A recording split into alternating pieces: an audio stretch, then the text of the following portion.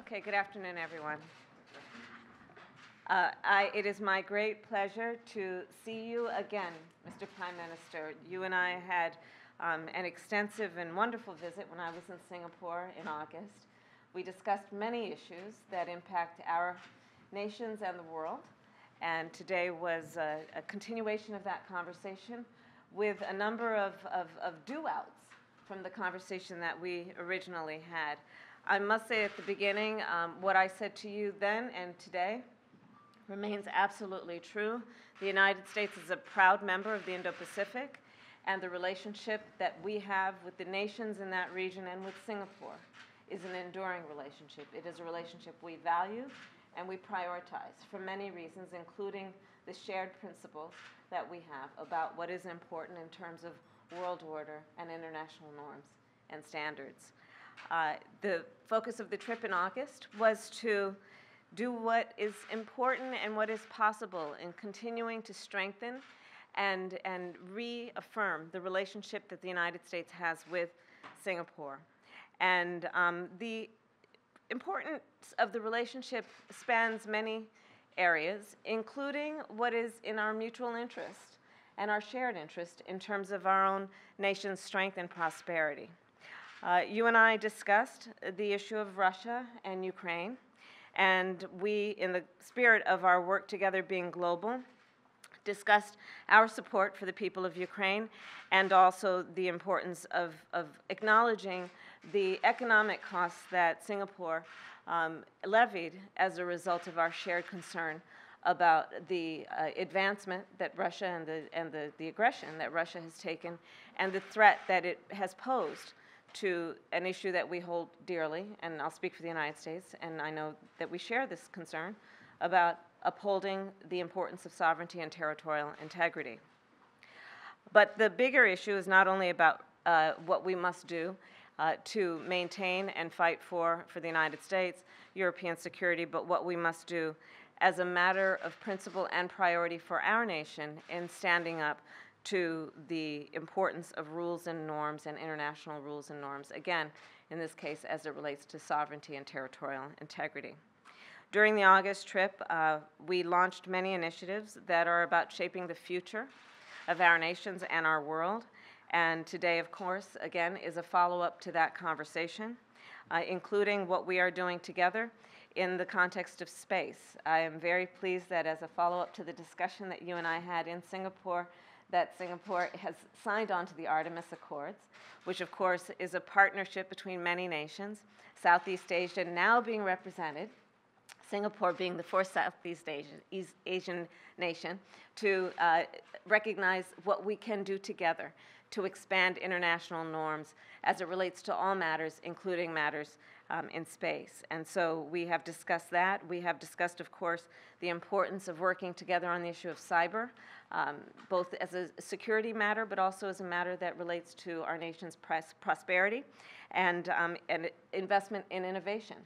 And so we have announced, and you announced with the President today, the U.S.-Singapore Cyber Dialogue. We have also discussed other issues that relate to our economies and, again, prosperity of our respective nations, including the importance of collaboration on the issue of supply chains, something we talked about back in August and have discussed again today, and our commitment to moving forward together on this important work. And we have discussed the importance of climate and what our nations have the ability and have the commitment to do to be leaders on this issue that threatens the security and the well-being of our entire globe.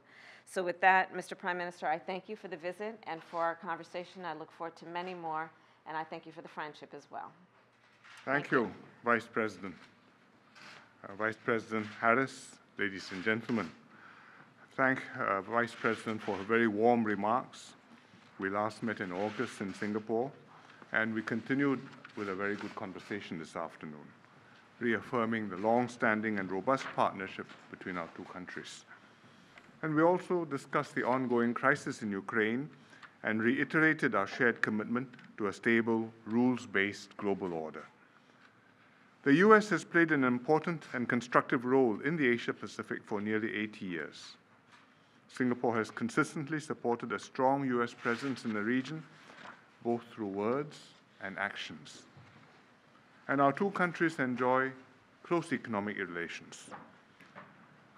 Our US-Singapore Free Trade Agreement, signed in 2004, nearly 20 years ago, was the US's first FTA with an Asian country. Singapore is home to nearly 5,500 US companies, and US FDI stock in Singapore exceeds US investments in China, India, and the Republic of Korea combined. Singapore is also the second largest Asian investor in the US. So Singapore's investments in the US and US exports to Singapore support more than 250,000 US jobs.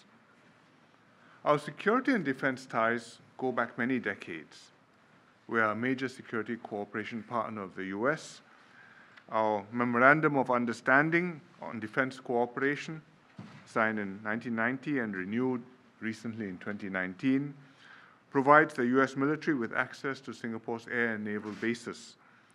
Vice President Harris visited the littoral combat ship USS Tulsa at our Changi Naval Base when she visited Singapore. And she could see firsthand how Singapore supports the US military presence and its defense engagements in the region. Singapore also has one of the largest foreign training presences in the US. We are grateful for US support for the Air Force training, which we conduct with detachments in Arizona and Idaho. And we continue to work together to jointly face challenges on the horizon, deepening defense cooperation in areas like cyber defense, artificial intelligence, and joint training with the F-35s. The Vice President and I reviewed progress on the substantial agenda of deliverables announced on her visit last year. We've established a bilateral cyber dialogue to work together on critical infrastructure protection, data security, and sharing of best practices in support of a rules-based multilateral order in cyberspace. We're expanding the MOU between MTI and DFC to deepen collaboration in green and sustainable infrastructure projects in the region. And as the Vice President told you, Singapore has signed the Artemis Accords, which aim to promote the peaceful, sustainable, and beneficial use of space. We are the first Southeast Asian country to sign on, and we had a good discussion about this because Vice President chairs the White House National Space Council. So I'm very glad that the Vice President and I were able to meet again to discuss ways to take our partnership to even greater heights, and we look forward to the next occasion to meet the Vice President once more, either in Washington or, I hope, in Singapore. Thank you very much. Thank you again, Mr. Prime Minister. Thank you.